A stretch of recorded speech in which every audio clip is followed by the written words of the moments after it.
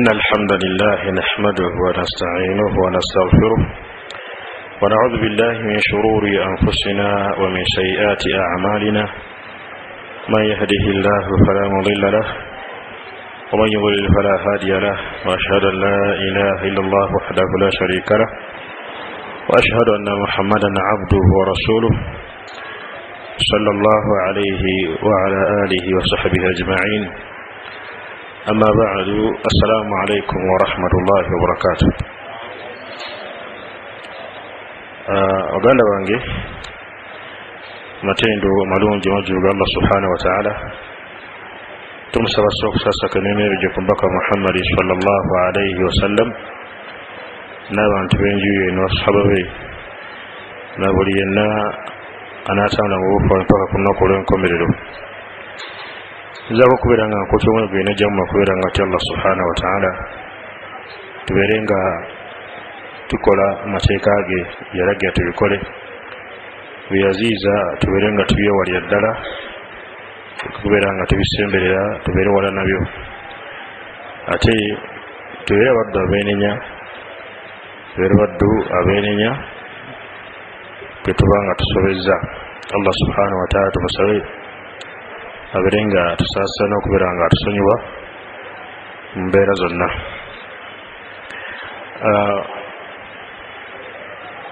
Ensonga gye tuli mu kwogerako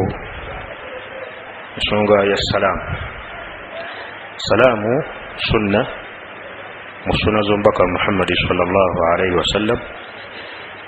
enkakafu ddala okuba mu Qur'an al-Karim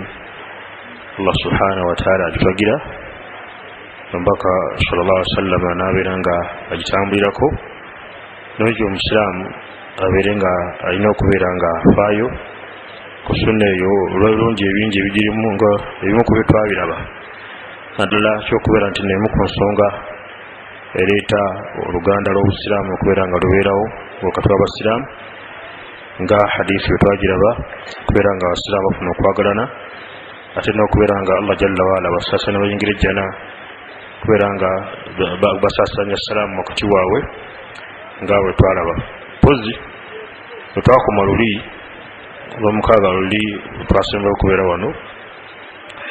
twali tukyalaba ensonga ya salaamu nga tulabye ezimu ku mpisa eziri ku salaamu. Twalaba nti mu mpisa za salaamu al-musaafaha okwatagana mu ngalo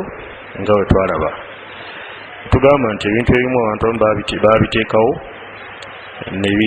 bijjawo okukwata mu ngalo so nga ate okukwata mu ngalo esunna nga bwe twagamba Imaamu Nawawi rahimahullahu ta'ala yagamba nti esunna amanyi yonna bagyegattako isiraamu kubeera nga bakwatagana mu ngalo naye netugamba nti yakwaddewo ekyo kintu esunna ate omusajja takkiriza okubeera nga akwata mukyala mu ngalo oyo omukyala atamuzira.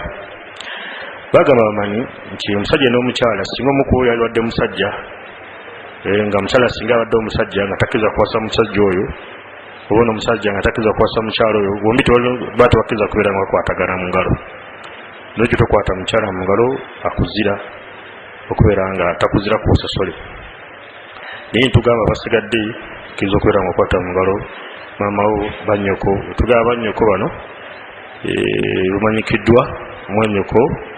okkiriza okukwata mu ngalo yoyo gwe mugatta taata ne maama oba gwe mugatta taata yekka oba nga mugatta maama oba nga mwayonka ku bbeere limu abo bana bannyoko abo okkiriza okubeera nga okwata mu ngalo naye abasigadde bulo bannyoko nga mwannyoko ntaata omutwe yamuzaala mbeera ezibwe zityo ezo toba okwata mu ngalo. Ensonga eyo twagiraba biibiri subhanahu wa ta'ala era mbakubiriza baganda netwongere okuba nno salaamu tugiteekamu amaanyi kubanga salaamu nga twalaba empeera mpitirivu z'ofuna wotwalira muno salaamu. Nabbi waffe sallallahu alayhi wa sallam etugamba mu hadiisi ejja ku Sa'd ibn Hanif radiyallahu anhu yagamba nti Nabbi sallallahu alayhi wa sallam yagamba nti omusiraamu yenna oba omuntu yenna idha qaala bw'agamba nti assalaamu alaykum bw'agamba nti assalaamu alaykum kutibat lahu asharu hasanat awandikibwa ebirungi 10 kitoga muno assalamu alaikum ekyo kyokka nobanga okyogedde ebirungi 10 ng'oyefuna waidha qala assalamu alaikum warahmatullah kutibat lahu 20 hasana ate bwagamba assalamu alaikum warahmatullah awandikibwa ebirungi 20 tegedde waidha qala assalamu alaikum warahmatullahi wabarakatuhu kutibat lahu 30 hasana bwagamba assalamu alaikum warahmatullahi wabarakatuhu awandikibwa ebirungi 30 zempeeri ezo zogenda okubeera ngaosinkana Allah subhanahu wa ta'ala kuno gino gyonyoma emitonotono salaamu tubeere nga tukolaki so nga ate salaamu kimu kwibala omuntu okubeera nga agyekwatako kimu kubimuyamba okubeera nga afuuka omuntu wensa omuntu atatula salaamu tali Muusa nga amanyi balaga amanyi batulaga nti nno ebimu kubiraga nti omutalina nsa kubeera nga tatolera baganda be salaamu salaamu kimu kubiyunga oluganda omubaka Muhammad alayhi salatu wassalam yatugamba nti ballu arhamakum bisalaamu mbeere nga muyunga enganda zammwe nga mukozesa salaamu oyinza okuba tolina budde bugenda ku linnya ogende mu kyalo olambule mutowo olambule mukuluwo olambule tatawo muto oyinza okuba tufunye obudde bugendayo muyunge ne salaamu mu kuyunga oluganda manya tugamba mulimu emiti tulimu abantu bangeri 3 alwasilu walmukafiu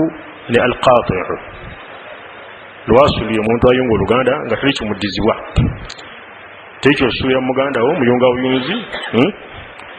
mukafiu yayunga oluganda ng'anoonya abeere nga naye afuna ye nga tantolera salaamu nange sijja mutolera tekikkirizibwa ekyo tokkiriza okugamba nti nga tantolera salaamu sijja mukolaki kumutolera gumutolere gubeera wasilu mutolere tubeera mukafiru mbaka sallama yagamba mu hadithi laisa alwasilu bilmukafiru omuntu ayunga oluganda siyo yasuubira okubeera ng'afuna ono mubuuza olw'okuba nga omusuubira ajja kubeera school fees z'omwana olwo toyinza oluganda just ekyokoze kikyo kyakubeera ng'ofunamu mubuuze olw'okuba nga mu luganda lwo muyunga olw'okuba luganda lwo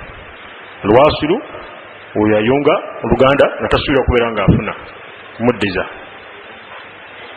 ate almukafiu oyo ayunga oluganda naye abeere ng'afuna ne wabawo alqati'u yakutowa oluganda naye kyo si kituufu okubeera nga okutowa oluganda lwo beera nga oluyunga wakiri ne salaamu nga omubaka wa sallama tugamba mu hadiisi eyo ballu arhamakum walaw bisalaamu ballu arhamakum walaw bisalaamu muyunge enganda zammwe nekibanga salaamu oyinza okuba kati ennaku zino alhamdulillah allah atuwa ekyengera ate nga kikemo gye tuli essimu kisimu kyengera gye tuli ate kikemu allah gwanasase nagikozesa obulungi agenda kugifunamu empeera gwanabagereri nagikozesa obubi eyinza omufuukira ate ekyokubonaabona kunaku olwanasinkana Allah subhanahu wa ta'ala simu eziri tosobodde okubeera nga olinnya kugendeyo ku wikendi kugendeyo mu mwezi gendeyo mukubire ku simu muganda wo obeere nga omuwa ku salaamu ojja kubalwa nti omukoze ki omuyunzi olwekyo salaamu tubeere nga tukola ki tubeere nga tugyekwatako mu mbeera zaayo zonna nga owekitiibwa alayhi salatu wassalaamu byabeera nga tukola ki atusomesa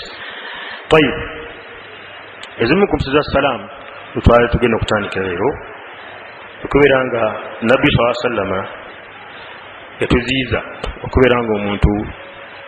uganda okukolera muno salaamu ate nobeera nga omuwa ejambo jambo tekkirizibwa naddala kawuliza obulungi kano naddala bwebanga teriiko salaamu naddala nga teriiko ki salaamu jambo naddala nga teriiko salaamu tekkirizibwa yagamba alayhi salatu wassalam hadith Abdullah ibn Amr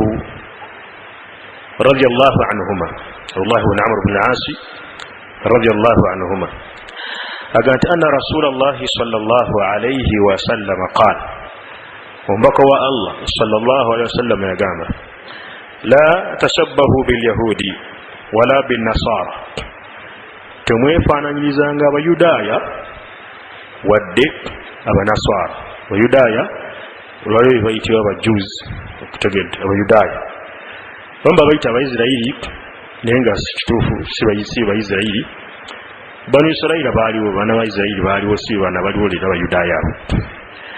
la tashabbahu bilyahudi wala binnaswara temwefaananyiza abayudaaya wadde abanaswara. fa inna taslima alyahudi al isharatu bil aswabi'i, kubanga okulamusa n'okubuuza okw'abayudaaya balaza ngalo. wa taslima an-nasara al isharatu bil akaf, ate okulamusa okw'abanaswara kwobbo balaza bibatu. balaza ki bibatu. mu hadisi endala natugana sallallahu alaihi wasallam taslimu ar-rajuli, omuntu okubeera nga alamusa munne biyusubi lwahidi n'olugalo lumu bwe luti ishuru bihi, nga lulaza bwati, eyo enkola y'abayudaaya. kitegedde nolwekyo tolaza lugalo tokuba jambo, naddala bwebanga totaddeeko salaamu. sheekhe ayitibwa Muhammad bin Salih al-Uthaymin rahimahullahu taala yagamba nti omuntu wakubira jambo gwa musiraamu, omuntu wakubira jambo nga tataddeeko salaamu la taruddu alayhi, togeza n'omwanukula otunge butunuulizi,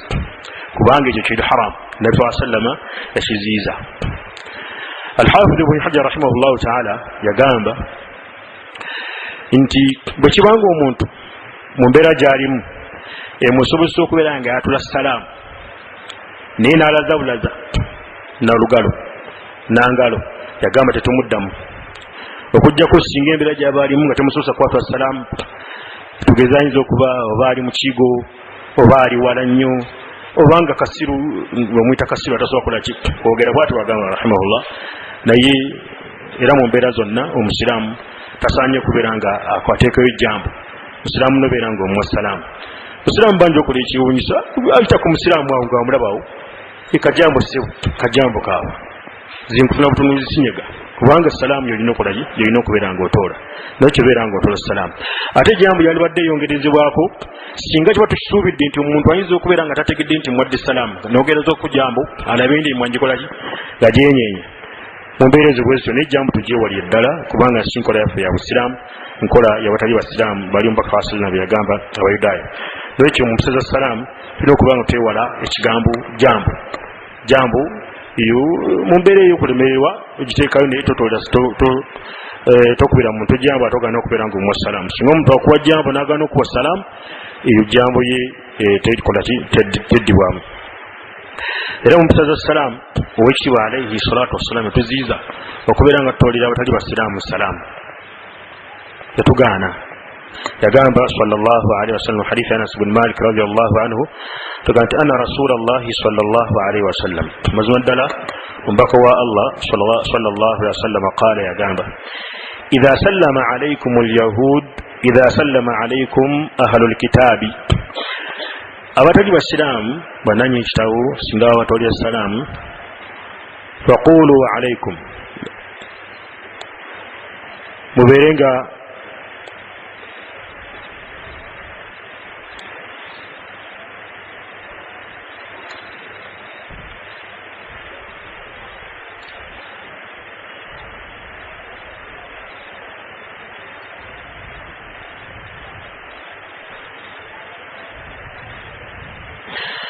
طيب. حديثي يجوك أبو رضي الله عنه يقال أن رسول الله صلى الله عليه وسلم ومبكوا الله صلى الله عليه وسلم يقال لا تبدأ اليهود ولا النصارى بالسلام، temutandika mwene mutolera abayudaaya oba abanaswara ne batolera salaamu. tokkirizibwa musiraamu kusanga tali musiraamu n'omuwa salaamu, haramu. omubaka yakiziiza sallallahu alaihi wasallam. فإذا لقيتم أحدهم في طريق فاضطروه إلى أضيقه، bwemanga mwina gwe musanze kuba mukubo mubeere nga mumunyigiza aleke kubeera nga mumugulyawo kubo. omanyi wagamba hadisi yetegeeza buli banga kubo libadde funda ng'olina obusobozi obunyigiriza atali musiraamu ayite ebbali kyekisinga okubeera ekirungi. ng'olina obusobozi, tolina busobozi kola kyosobola. kyenjagala mu hadisi eno kwe kubeera nti no kiri haramu, tokkiriza omusiraamu kubeera nga otoli atali musiraamu salaamu, tokkirizibwa. kuba nti nno omuwa salaamu ng'ogenderedde ekyomuna ng'oba okoze ekigambo ekyawukana ku mbaka wa sallam kyebeera nga atusomesa. okuggyako singa omusiraamu abadde ali n'atali musiraamu nga bali wamu kuba batudde wamu basiraamu n'abatali basiraamu kati awo otoola salaamu naye ngaotwadde musiraamu. hadithi ejja ku Usaama radiyallahu anhu yagamba anna nabiyya sallallahu alayhi wasallam nabbi sallallahu alayhi wasallama marra ala majlisin yayita ku bantu nga batudde fihi akhlaaqu min almuslimina walmushrikin ng'obatudde awo mulimu abasiraamu n'abatali baki n'abatali basiraamu. gamba tugeze iza okuba oba batudde mu miitingi watuddeyo ne batudde wonna abasiraamu n'abatali basiraamu. fasallama alayhim nabiyyu sallallahu alayhi wasallam nabbi sallallahu alayhi wasallam n'abatwalira salaamu wano basiraamu n'abatali baki basiraamu basi basiraamu lubanga si basiraamu bali bokka tokkiza kubeera nga batwalira salaamu. fasallama alayhim nabiyyu sallallahu alayhi wasallam nabbi fasallama n'abatwalira salaamu. imaamu nawawi rahimahullah kugamba nti fasunnatu ekiri sunna musiraamu babanga sinkanya abatali basiraamu n'abasiraamu an yusallima alayhim okubeera nga atwalira salaamu. lwaki yaksudu almuslimina au almuslim essalaamu yeno bagitoola aba ategeeza basiraamu oba ono omusiraamu anaatali musiraamu togana kuba musiraamu nosalaamu olwokubanga alina abatali basiraamu era towulira mu nsonyige nti kati wenamu salaamu olinja kubanga amubodde era alina kuboolebwa ku nsonga eyo kubanga salaamu bwabanga aganya okubeera nga agikkiriza asiramuke era erina kumuboola. era batalina kati mwe abasiraamu olw'omuntu yagamba nti asiraamu linga bwana bwa nasale bwana bwaki bwana wansiringa tulinga bwana buto obwana buto ngeri bwo gye butaba bwa tebunayingira mu duniya kufuna mitawaana gya duniya kufuna bukukuuzi na nsaalwa kwakaana akatoyo kasanga muto munnaako ng'emboozi bakolaki bagatta batandika okuzannya agandi kannammwe abasiraamu osanga omusiraamu salaamu aleikum otandika n'okuseka tomumanyi naye takolaki takumanyi kati ekyo kibanyiiza era kibagisa bubi ate nga kirina kubanyiiza nolwekyo salaamu bwosanga atali musiraamu yekka tomuwa salaamu oba kakiziiza. bwosanga abasiraamu nga balina abatali basiraamu bawe salaamu naye nga salaamu eno oba ogiwadde baki basiraamu. era lumu omubaka Muhammad wa sallam basolo bamugamba omubaka wa Allah otolya salaamu naye nga muffe mulimu tubatudde n'abatali baki n'abatali basiraamu. omubaka wa sallam n'abagamba mba ntegeeza mmwe nolwekyo omusiraamu togana kutaya baganda busalaamu olwokubanga batudde n'abatali baki n'abatali basiraamu beera nga obawa salaamu. era mu mpisa za salaamu nga amanyi batulaga mu mpisa za salaamu mulimu okubeera nga omuntu oba otolya muganda wo salaamu kirungi okubeera nga ekyenyi okiteekako akamwenyumwenyu akamwenyu bakaita okumwenya nga inako akamwenyumwenyu muganda omusiraamu mwadde salaamu beera nga omwana akamwenyumwenyu. wekitiibwa alaihi salatu wassalamu yatusomesa natuga nti watabassumika fi wajihi akhiika sadaqa omuntu okubeera nga omwenya mu kyenyi kya muganda omusiraamu ekyo kibalibwa muki mukosaddaka. hadithi ejjaku alhasan muzzukulu omubaka Muhammad wa sallama atugamba nti nabi saa sallama yagamba min assadaqati kibalibwa mu kusaddaaka ofuna empeera an tusallima ala nnas okubeera nga otwalira abaganda abasiraamu salaamu wanta taliqu lwajhi ng'ekyenyi kyo kiriko akamwenyumwenyu. nekyo oba osinkanye muganda omusiraamu beera nga omuwa salaamu ate obeere nga ku kyenyi kyo obeerako neki n'akamwenyumwenyu. mu hadithi endala owekitiibwa alaihi salatu wassalaamu omusajja yajja n'amugamba nti mbaka wa Allah allimuni amalan kusaba obeere nga onjigiriza omulimu njigize emirimu egyo yudkhilni janna nga bwenjikola ngenda butereevu muki mujana.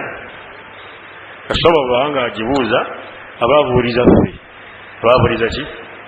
ffe bali batumalira nga gwe Masudu bwe yagamba buli kyonna kyewalidde tubuuza mu ddiini bali bakikola ki byonna ebigenda okujja ebina kudda ku bo bwebuuza kino kye bakitya nga tuddeyo ku bo kyali kitya ku mulembe gwabwe. era bw'olabanga ekigambo kizze nga tebakibuuza nga kyawukana ne kye baaliko ekibuuzo kyo kiba bidaa. so lwaki Imam Malik rahimahullahu taala omusajja bwe yajja n'abuuza yasanga imaamu adi mukusomesa n'abuuza nti arrahmanu ala al-arshi istawa kaifa istawa. Tusoma mu Qur'an nti Allah jalla waala omusaasizi subhanahu wa ta'ala yatebengera ku arushi. Kaifa istawa yatebengera ku ati. Imam Malik rahimahullahu ta'ala n'akwateka omutwe olw'ensonga nti ekibuuzo kyali kyawubuze nnyo kyakabenje nnyo ekimuyitirirako n'atuluka entuuyo. Oluvannyuma n'ajjayo omutwe n'amugamba alistiwa ma'lum, sajja gwe okutebenkera kimanyikiddwa, wal kayfu majhul, naye yatebenkera atya ekitiri akimanyi. Wasualu anhu bid'a, okubuuza yatebenkera atya ekyekibuuzo oba ozudde. Wala araka illa dal, nkulaba wali mubuuze nnyini n'olwekyo bakufulumya ove mu maaso gy'ogende.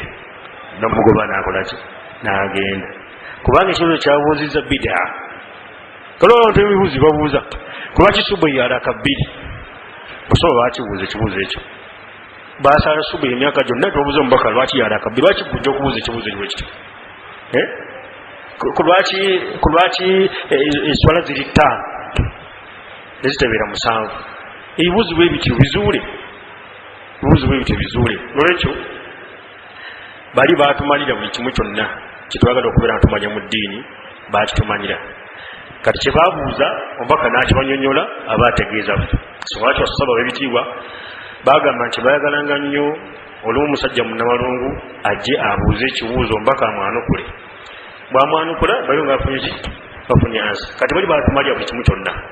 era tulina kugoberera bugoberezi bbo kye baaliko nga ibwe Masudi tugamba ittabi'u mugoberere wala tabtadi'u temuzuula faqad kufitum bali babamalira. Kati omusajja ajja n'abuuza omubaka wa sallallahu alayhi Anas ibn Malik radiyallahu anhu n'amugamba mbaka wa Allah allimuni amalan, nkusaba onjigirize omulimo oba emirimu yudkhilni aljannata nga bwenjikola nnyingira ejjana. Tuli kwena oluganda tolinda nti ate naawe omubaka ogenda mubuuza naawe akuwulira gy'oyingira nabijjana. Kati gino kiwulirize okitegeera. N'amugamba sallallahu alayhi wa sallama at'imu at'ama, liisanga abantu emmere okulidde. Wafshi salama, ate obeere nga osaasanya salaamu, osaasanya salaamu, tokodowanya salaamu. Mbaka wa sallam agamba albakhilu omukodo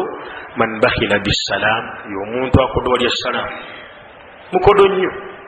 Imaamu al-Bukhari rahimahullah yagamba nti okumanya abeera mukodo n'ebirala batajja bigaba. Kulwaki? Kubanga salaamu la yahtaju ila kulfa, teyeetaagisa yadde muntu kumala kumuwa ssente omuwe salaamu. Kubanga bantu bakodowalya nnyo ssente n'ebyokulya n'ebintu, naye salaamu togenda kumala kumuwa kyakulya, togenda kumuwa ssente, just kumuwa salaamu. Olaba ne salaamu agikodowalidde, ate ebirala tojja kusobola kubeera nga bikola ki. Wafshi salaam, osaasanye salaamu. Watibul kalaama, obeerenga n'ebigambo birungi. Manyi bagamba ekigambo ekyo watibul kalaama, okubanga ebigambo birungi kitwalyamu okubanga ebigambo byoba oyogera ne muganda omusiraamu obeerenga feesi yo eriko akamwenyumwenyu. Wasalli billayli wannaasi niyam, ate obeere ng'osalako n'ekiro nga ntu beebase. Tadkhulu jannata bisalaamu, ojja kubeera ng'oyingira ejjana nga mirembe. Olwekyo ezimu ku za salaamu oluganda omusiraamu beera nga bw'oba otolya muganda omusiraamu musinkanye beera nga ekyenyi kyo kibeerako akamwenyumwenyu. Mpeera nno nnene gy'ofuna mu kubonyeeza mu kyenyi ya muganda omusiraamu. Hadiisi Abu Dharr radiyallahu anhu yagamba qala rasulullahi sallallahu alayhi wa sallam, omubaka wa Allah sallallahu alayhi wa sallam yagamba la tahqiranna min al-ma'rufi shay'an, tonyoomanga mulimu gwonna okuweesa mpeera, togunyoomanga kitagubanga mutuufu. Kubanga emirimu egimu giriko empeera naye nga si mituufu, kitegete kasitagubanga muki nga mutuufu. La tahqiranna min al-ma'rufi shay'an, togunyoomanga. Walau an talqa akhaaka biwajhin taliq, munjogera biwajhin taliq, kakibiga kusinkana muganda onakyenyi kiriko akamwenyumwenyu, muwe salaamu, kwata mugalo omwenya mu feesi ye. bwomenya mu feesi ye kolya ku hadisi ezo ofuna empeera nolwekyo eyemu ku mpisa za salaamu. Era mu mpisa za salaamu okubeera nga salaamu omuntu oba ogitoola ebeere ngaewulirwa okujjako singa mu nnyumba bamulimu oba owogenzi wolitooledde mu abeebase okujjako singa oba olitooledde nga waliwo abeebase. Miqdaada tugamba nti omubaka Muhammadi sallallahu alaihi wasallama eri nga waba akomyewo yusallimu nga twa salaamu eyo nga yusmi'u al-yaqdhan ng'ewuliza ono ateebase wala yuqidhu an-na'ima ate nga tazzukusa akoze eki ayebase. Kati salaamu naye obanga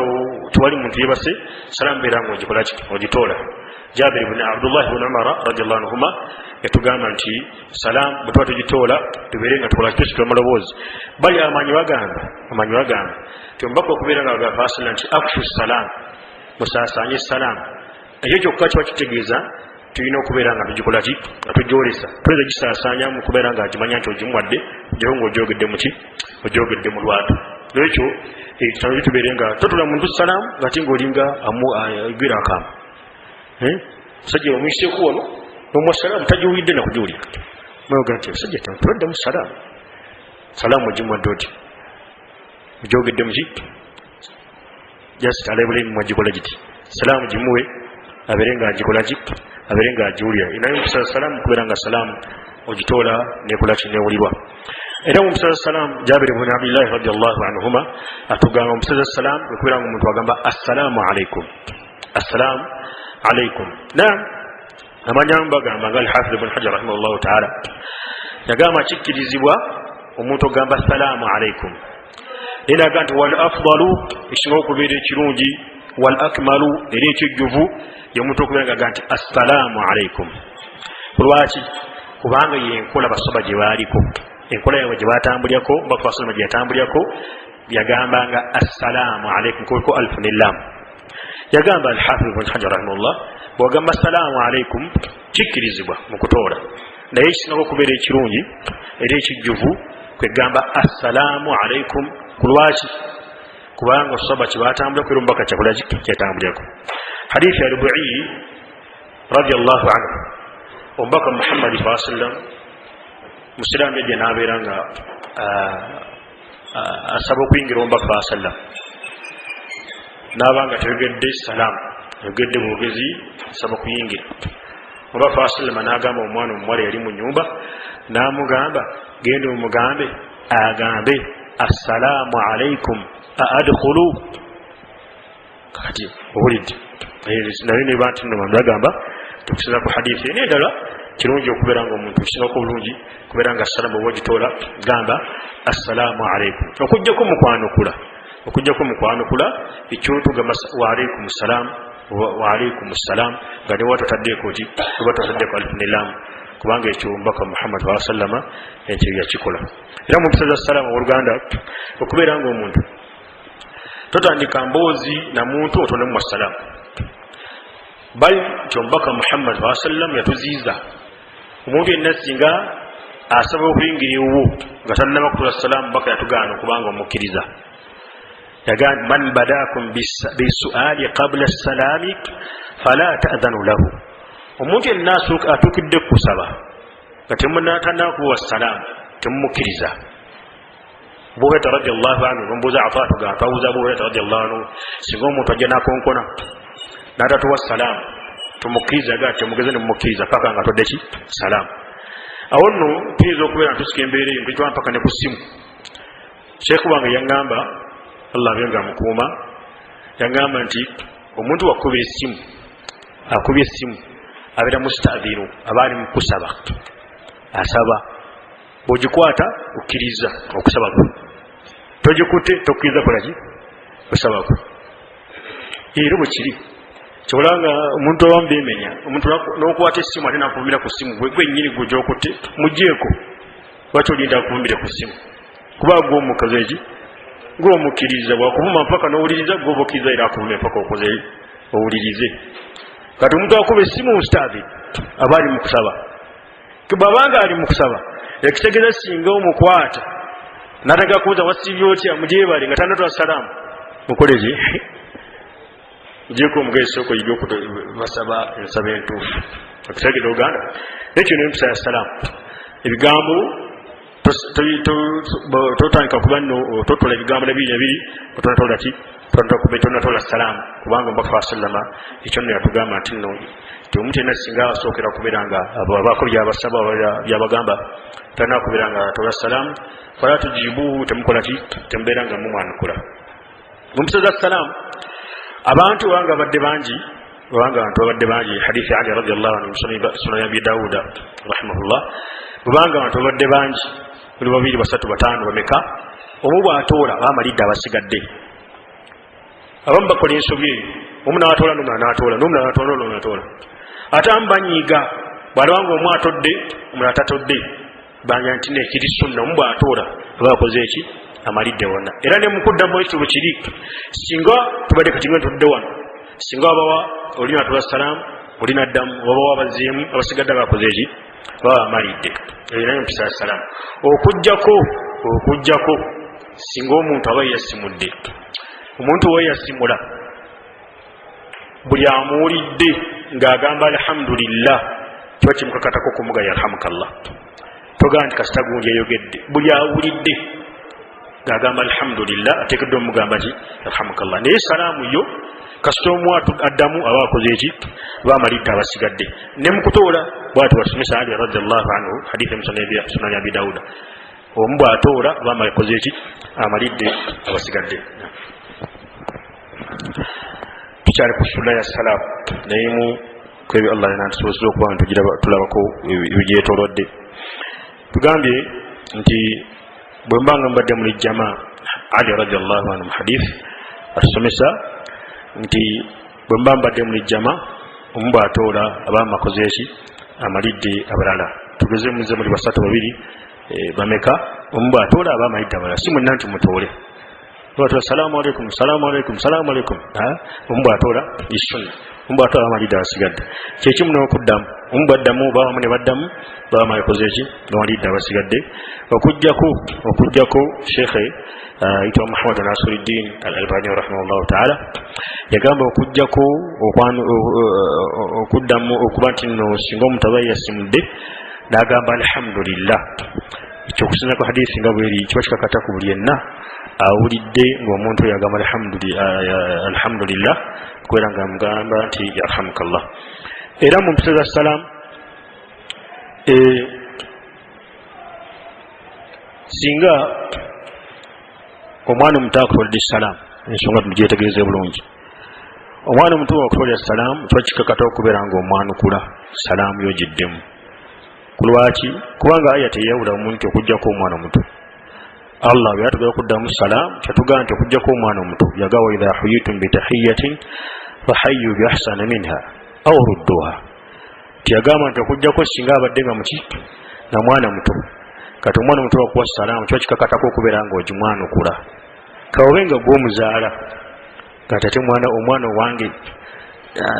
mwanukule salaamu ina okuba nga omwanukula salaamu tegedde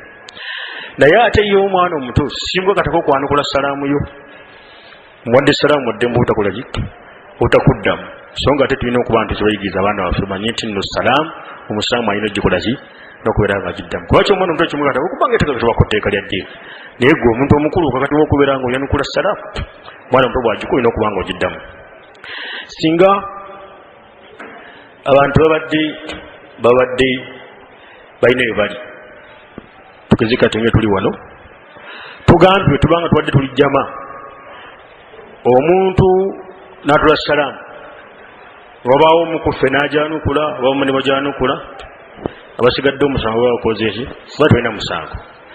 singa muffe ffenna abakulu tuba tujanukudde omwana omuto natwanukulya essalaamu eyo tugize tuli wano tulina omwana omuto batodde essalaamu ye nagikola ki najanukula abaatumalidde abaatumalidde kulwaki kubanga nga bwolaba bwatumalira okwaziina tukakatako ffenna wamu naye omwana omuto singa gyanaziina abaatukoze egi oba tumalidde tukyavunaanwa ne salaamu bwetyo singa ayanukula salaamu aba tukoze eki aba tumalidde nzira okulolya ewaka ewuwo otula salaamu tawano n'ajanukula omuto tolina musango oba togizeemu so nga ate empeera tojazifuna kyolina okubanga okolaki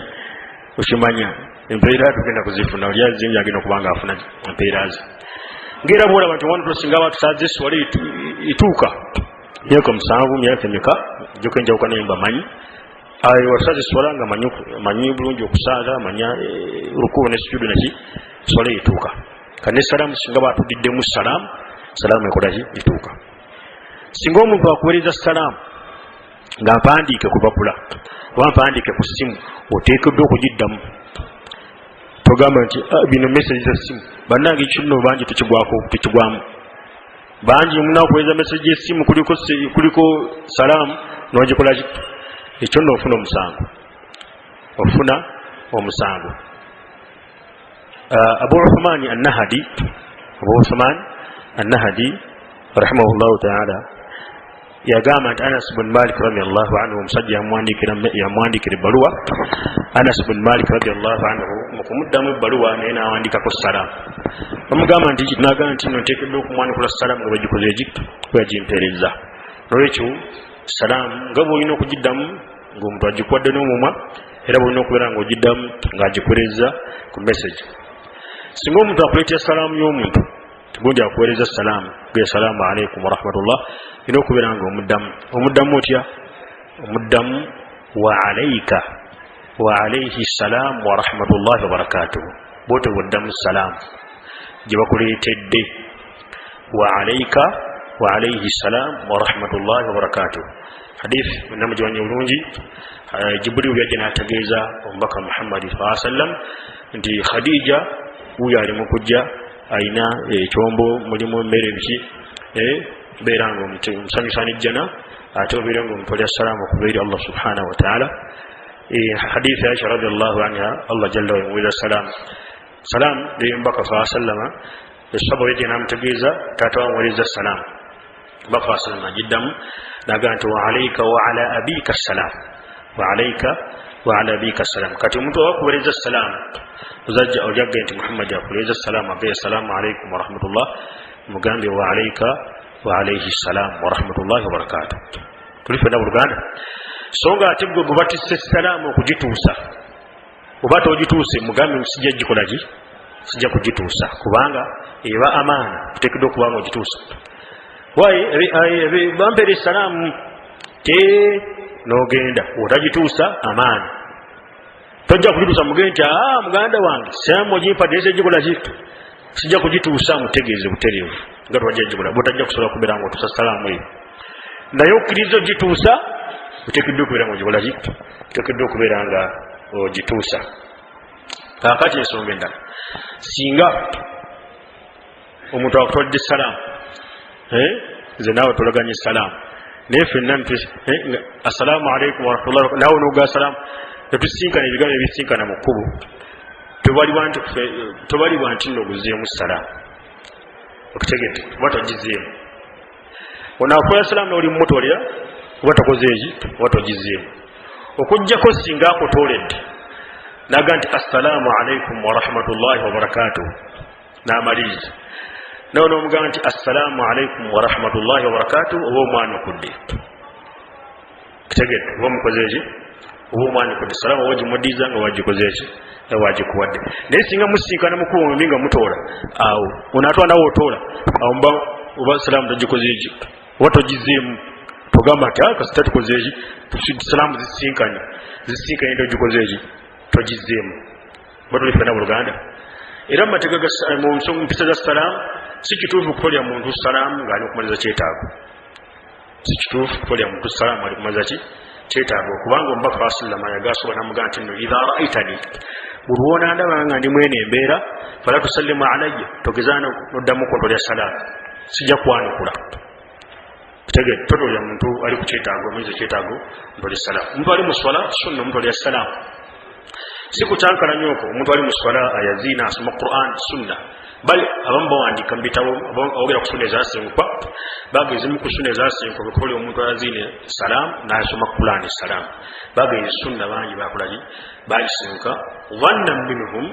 olw'okulowooza mu bo nti batola salam bakozeeki bakyankalanyiza salam sunna tekyankalanya obula gwe atakyankalana gwe otayagala sunna tezikyankalanya akyankalanya atayagala ki sunna olaba tawhidi watakyankalanya naye atayagala tawhidi yakyankalana ekati ebintu muzogodere ebintu adedda teri sunna zikyankalanya atayagala sunna gwe otyankalana kati sunna omuntu ali mu swala omukola salam hadisi we ziwera shekhe Muhammad Nasiruddin Al-Albani rahimahullah yazogerako yagamba no balinga azimaliza agamba nti nno nolwekyo buli yenna awulira nga yokutasa sunna aberenga ateeka sunna yo mu nkola wasanga basala batolere ki salam wajiddamu otya kulaza hadithi ya Abdullah bin Mas'ud radiyallahu anhu nasabala bambagamba bafa sallama yalaza mukono bandi bagamba yalaza kibatu bandi bagamba yalaza mukono nezo nati mbera tezikolali tezikonagana bandi bagamba yalaza mutwe bwati mukusooka kyali ngo bafa sallama bamutwali assalam ngali mu swala ngaga ajiddamu wa alaykum assalam wa rahmatullahi wa barakatuh ero nakulu musahaba ya Abdullah bin Mas'ud agamba naje netoli bafa sallama assalam ngali mu swala na atanziramu nentya ninga kyalika yanyigidde kitegedde bulijjo omukulu bwolabanga bulijjo kyakukolera kuno takikoze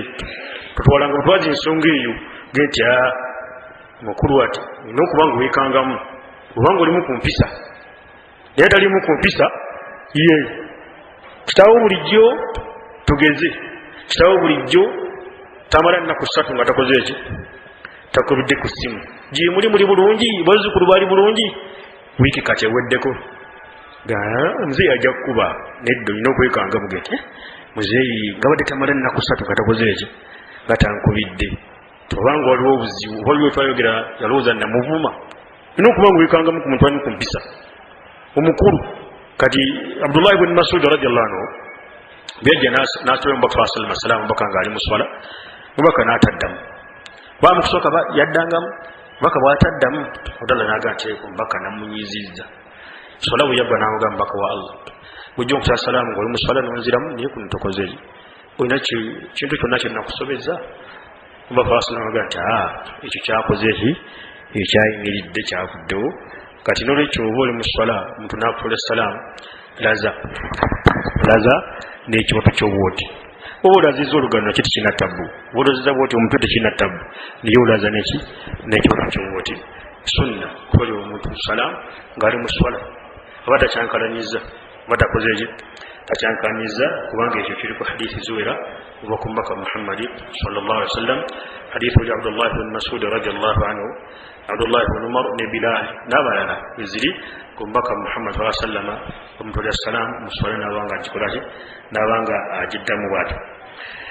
tayib era mu mpisa za salaamu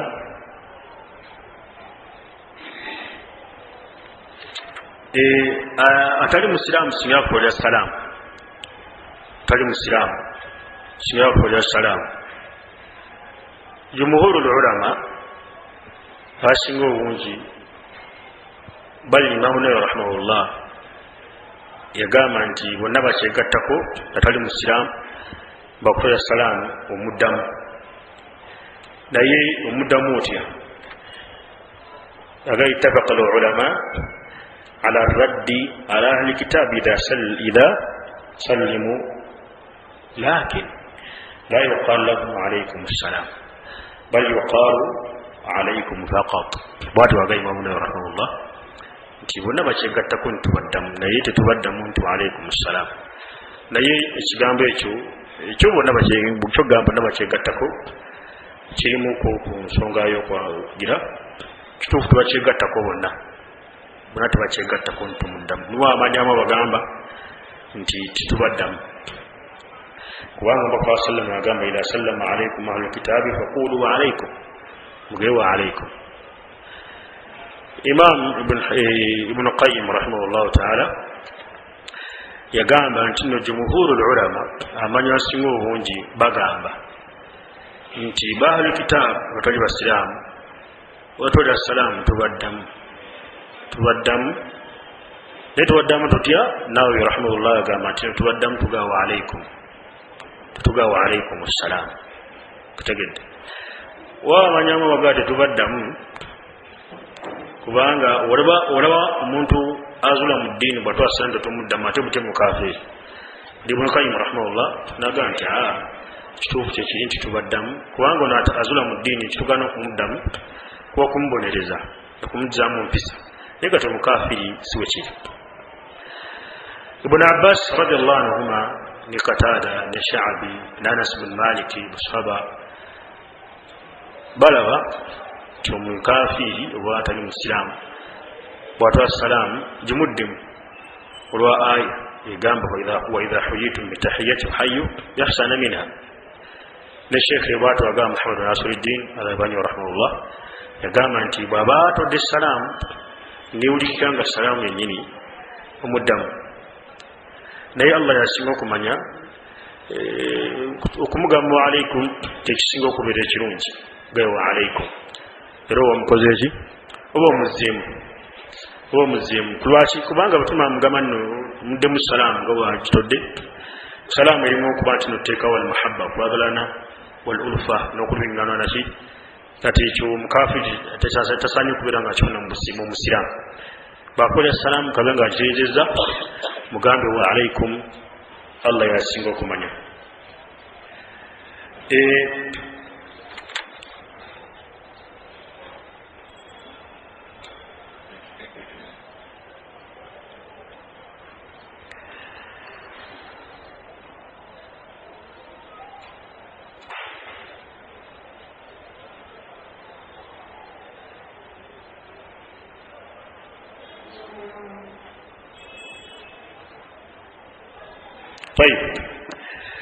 Nga tumaliriza buluganda waliwo ensonga ezimu abantu bamu zitukola mu salaamu naye nga si ntuufu kuzikola mu salaamu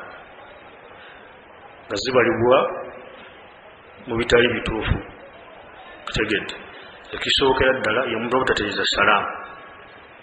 tumanyi kujoogera bulungi salaamu aleikum laha kutatereeza salaamu tula salaamu aleikum swayeko salam banji butu uri ngo salam bakutaji swayeko ntula salam nedda yusobi nene tokola toto da salam fana gana wetu kitegete oluganda salamu jige kuba salamu ibada jofuna kwimpeera tugambe tumbafa sallam agamba hadisi ya Sahal ibn Hanif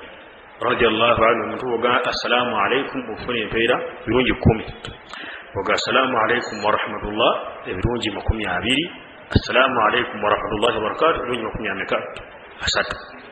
kati togenda kubeera ngo ifuna nga byoyogedde si salamu wakitegedde oluganda nga byoyogedde si salamu abamu musobi mutwa salamu musobi bakola endala okusooka okwogera bino ebigambo byaffe bino mwasuze mutya muli mutya mujeba ali nafuna tulo salamu ese kituufu sooka otole salamu obonyobere ng'obuuza omuntu mwasuze mutya muli mutya so nga ate nakyo bakwa salama ekyekikozesa naye atoloka akola ki salamu wala ebigambo ebimu sabah alkhairi sabah annuru ebyo omusiraamu ekisingako obulungi kubeera nga byewalya ddala kabe nga amaze okutola salamu so ate singa omuntu atola salaamu nabanga yogera byokka ate oyo abaali ku bidia yennyini ate buli bidia abubuze sabaha nekai sabaha no singa bulungi musiraamu kubeera nga abyewala kubanga bali abayudaaya bananyini ku byogera balina amakulu gebekola ki amakulu gaabyo gebabitegeeramu agashiriki baga nti balina amajusi balina amaanyi ga mirundi ebiri amaanyi ag'ekitangaala n'amaanyi agakizikiza kakati muga sabaha alkhairi sabaha nur bali mukwanno bateekamu amaanyi g'ekitangaala ekyo kigegaleese okubanno ofuna amakaya amalungi ofuna akawungeza akalungi kakati ekyo omusiraamu beera nga ewala ebigambo ebifaanagana kuba ebityo kiyinza okuba ekigambo akyabadde kituufu naye olwokuba nno kimanyikiddwa mu mbeera etali nnungi ekibanga amanyi bakikola kibakiyimiriza ekyokulabirako Imam Malik rahimahullahu ta'ala yatamwa omuntu okukosa ekigambo n'ogamba nti no zurtu qabra an-nabi tinambude qabri ya nabi. Imam Malik yakitamwa n'agamba sikirungi muntu okubeera nga akikozesa. Kulwaki? Kubanga kimunyikiddwa bakikozesa bageneramu okulambula kuli okuzuule. Kanolwekyo ebigambo ebyo sabah al-khair sabah nur ekitubeere nga tugezaako okuba netukola tuli wassalaamu gy'oba okozesa onyomu tekigana muntu okubeera nga omubuuza. Kirala abamu ku bibakola mu salaamu tali bituufu ye muntu okubeera nga ayisa ku baganda be salaamu nagana okuwa salaamu ng'agiwako bakolaki bamanyi bokka. Ekyo si kituufu salaamu agiwako bamanyi bokka kasitola musiraamu mutegedde nti musiraamu mwe salaamu. Sheikh ayitibwa Muhammad ibn Salih al-Uthaymin rahimahullahu ta'ala bweyogera ku nsonga eyo yagamba bwe kibanga mu kitundu emuwangaalira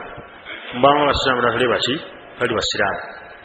kwesa obubonero kasitola obubonero bulaga nti oyo omusiraamu mwe salaamu ebisigadde mu ngu yakulaki yamanyi kasitagwa omulako obubonero bulaga nti muki musiraamu. Kisoboka okubanga omuntu onaliko obubonero bulaga nti musiraamu naye nga si musiraamu. Olwo omusajja gwe nalabanga waffe omulaba ine kirevu kinene kitegedde kunengana naye omusajja ono nze okuba muyisaako salaamu namuwa salaamu yanvuma nga kumaanina ani yagambye nze musiraamu so nga tekirevu kabubonero bulaga nti omuntu muki musiraamu. Kati bwanga olabye obubonero kati naddala kati ngwano waffe tuli wanganda abatali baki basiraamu kasitola obubonero obulaga nti omuddu musiraamu musalaamu tumuyisako salaamu tokubanga tomutegedde tomumanyi ani oyo musiraamu anyumye anoogenda kakati nekigasa ati oluvannyuma musalaamu muganda omusiraamu obeere nkulaki. Eyo nsobi nno yamaanyi omuntu okubanga towa muganda omusalaamu okubanga tomumanyiganye munsobi za salaamu. Era abantu abamu abagaana okuba nti nno batolagana salaamu olw'edduniya tolojja ku muganda osalaamu olw'ensonga ya dduniya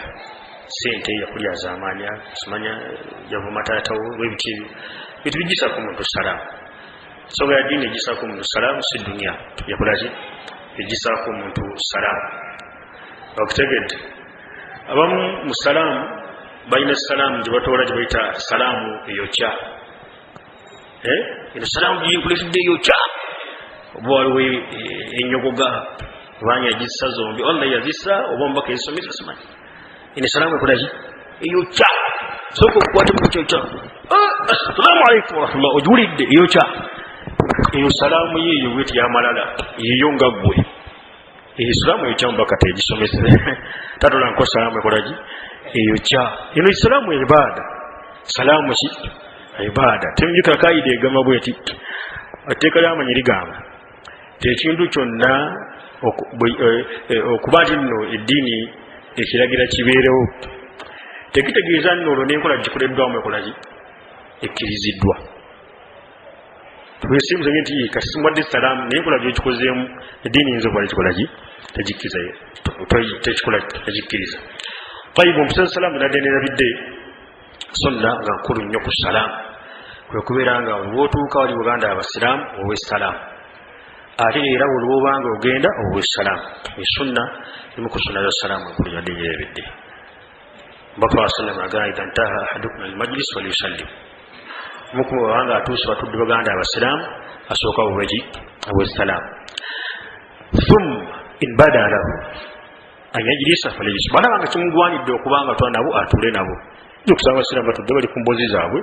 bowe salaamu tosanye kutula nabo tambula genda olina okutula nabo tula nabo oluvanyuma bwayagala okubeera nga asituka okugenda falyusallim era atole ki salaamu.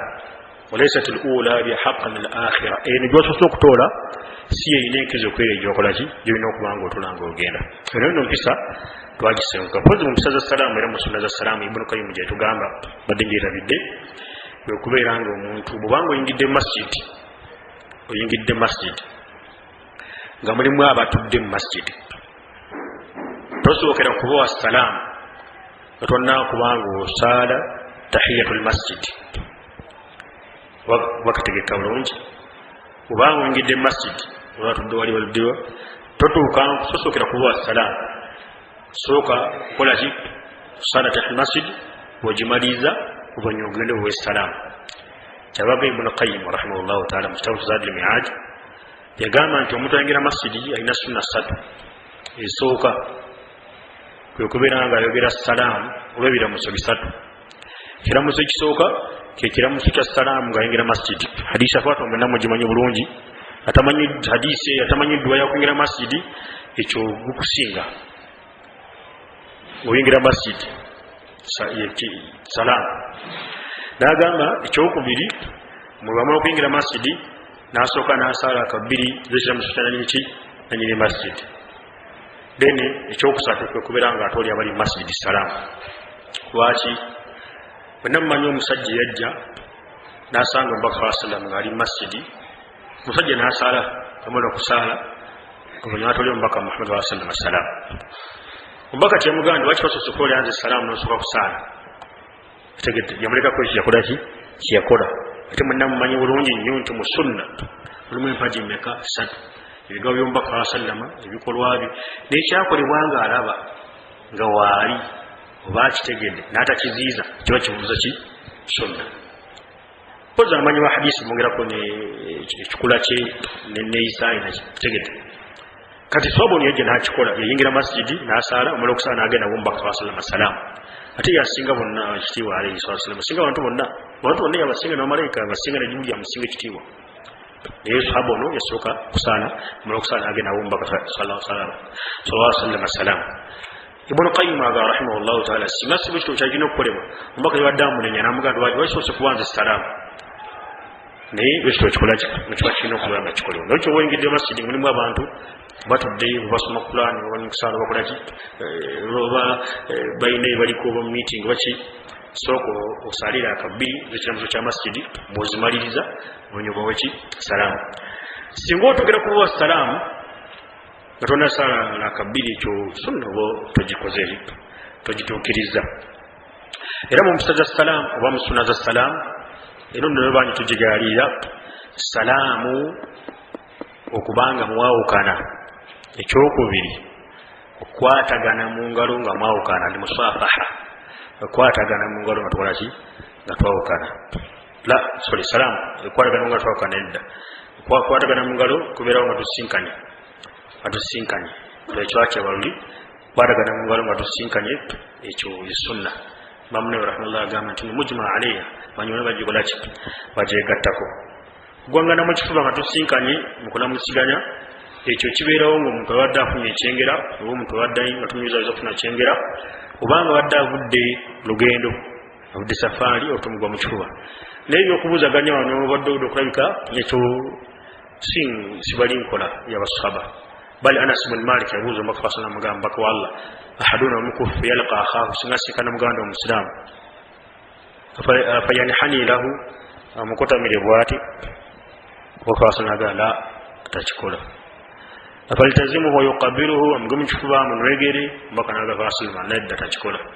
n'abagamba amukwate amukwate mu mukono kati kibeera nti nno ogwa mu kifuba ntumugwa mu kifuba kibeerawo sunna obanga abudde ku lugendo obanga abadde alina ekyengera kyafunye nga namumanyi sahaba ayitibwa Ka'b bin Malik radiyallahu anhu Ka'b bin Malik radiyallahu anhu ne munne Sa'd bin Zurara ne Murara bin Rabi'a balema okubeera nga Murara bin Rabi'a ne Hilal bin Umayya Ka'b bin Malik Allah byalinga alagidde abasiraamu babiri nga babasenguka omubaka wa sallam yalagira benga basenguka oluvannyuma Allah bweyakkiriza okwenenya kwabwe Ka'b bin Malik radiyallahu anhu yajja ku masjidi Sa'd bin Abi Waqqas n'ayimuka n'agenda gyali n'amuga mu kifuba kati abamanyi bajjawo nti nno kikkirizibwa okubeera nga omuntu oyo afunye ekyengera tumuga mu kifuba naye bwekuba kubuuzaganya nedda kulwaki kubanga Nabi sallallahu alaihi wasallam yasinkananga sahaba mu Madiina nga batambula nosobola basinkagananga nga batambula bawangananga salaamu nakukwatagana mu ngalo pozi nga tumaliriza nsonga eno yokukwata mu ngalo omubaka sallallahu alaihi wasallam bwe yabanga asinkanye sahaba we yasookanga kumwa salaamu yamalanga kumwa salaamu oluvannyuma n'abeeranga amukwata mu ngalo otegedde yasookanga kumwa salaamu wala okumwa salaamu oyo n'amukwata mu ngalo assalaamu alaikum warahmatullahi wabarakatuhu aleeta omukono namukola ki namukwata mu ngalo kale sunna eyo obanga ogikutte bwotyo sinkanye muganda omusiraamu nosooka okumuwa salaamu lunyuma n'oleeta omukono omukwate mu ngalo oba ogoberedde butereevu omubaka wa sallama kyekola ki kyekola yesinkanaga saba asooka kumuwa salaamu tonamukwata muki tonamukwata mu ngalo lunyuma omukwata mu ngalo ate yamugwayanga amukutte mu ngalo omubaka wa sallama kyajjanga mu mukono gwe paka ono nga yakoze ki nga yagugyemu era amanyi abamu batugamba kirungi bwe muba mukwataganye mu ngalo asingako ekitiibwa yaba asembayo kola ki okujjamu oyinza okuba okwataganya minisitawo mu ngalo gwezisikamu mangu kuba kitawo yakusingira ekitiibwa ne bwebanga bwe pulezidenti gwani kitawo yakusinga kategedde bagamba nti kubanga bakawasallama yabanga akutte mu ngalo tiyajjanga mu ngalo ze mu ngalo z'omuntu paka oli nga yazikoze eki nga yazisisye mu ngalo z'omubaka wa sallama bagana bwekitiibwa yenna asinga ekitiibwa bwe mukwatagana mu ngalo gwe n'owulira tugeze gwe noba naani gwe omanyi akusinga ekitiibwa okutegedde gwosembayo kolaki okujjamu inshallah tubire nga tukomaawo tujja kulaba ensonga endala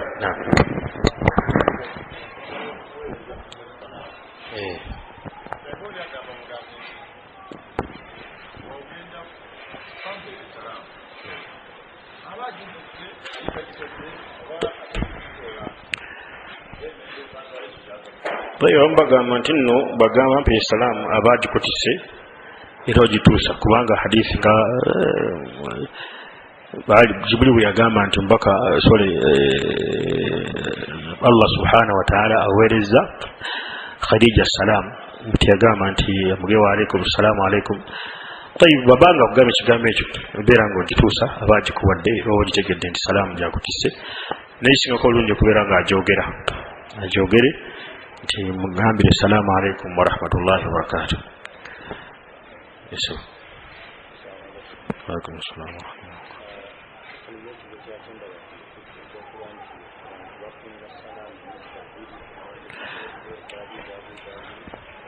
okufunza salaamu ekbiki LMW ekyo bidaa kizuule nga ate sina bidaa wabula kufaanagana batali basiraamu bayudaayo tuba tebatandika okubeera nga bafunza ebigambo bamaliriza nga bafunza okusaalirawo omubaka wa sallama nobyo bidaa okuba nno salaamu boto bwogitoola tokkiriza owakirigireke togitoola togiwandiika naye kugiwandiika nga ofunzafunza AWW simanye ALMK wetyo ekyo oba ozudde mu ddiini totola salaamu pandika salaamu mpandika bwetyo giwandiika yonna oba wandikako ekitundu wandikako ekitundu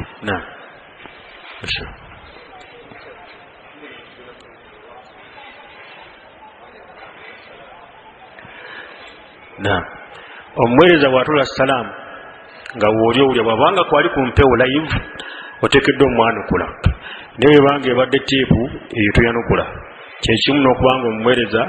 baweereza okwaziina bwekubanga okuweereza nga kwali ku live tugeze bazima likodi baleesibwa n'ebyuma omwaziinyi yaziina bamweza live ekyo olina okubeera nga omwanukula naye wabanga bataddemu teepu gye bayaziina ku haramu e Makka gye bayaziina e Falasitini bayaziina n'odawa eyo toyanukula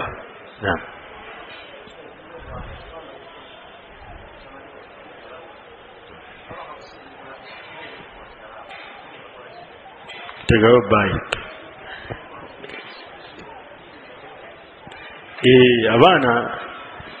abaana bo baffe alhamdulillah era ffe tukolaki ffe tubeera nabo tubabuulira n'okubabuulira tubategeeze kino mukikole bwe muti mpola mpola bategeera tutegedde wanatunza abanga tebampa bayi abadan bakimanyi salaamu kujjako waliwo abeseyidi endala olabalize nyina abakyala olaba Saidi Linda bo tebanakikwata bulungi naye nteekayo omukono naye nga bajja kyolabi naye waliwo Saidi emu bo n'asembereyo ddala salaamu alaikum warahmatullah teri baayi kati bwatu bakitegeezezza bakitegeera inshallah mpolampola biidhinillah subhanahu wa ta'ala sokobaawo oluganda isiga tujja biraba inshallah olwomukaaga ojja subhanakallahumma wa bihamdika pozi nga sinakuba ntumaliiza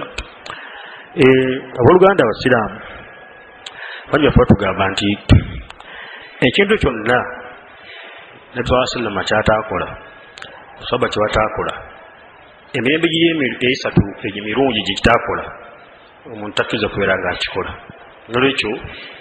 kubanga teri kirungi kyonna omuntu agenda kutuukako mu kusinza Allah nga wali kyabayitako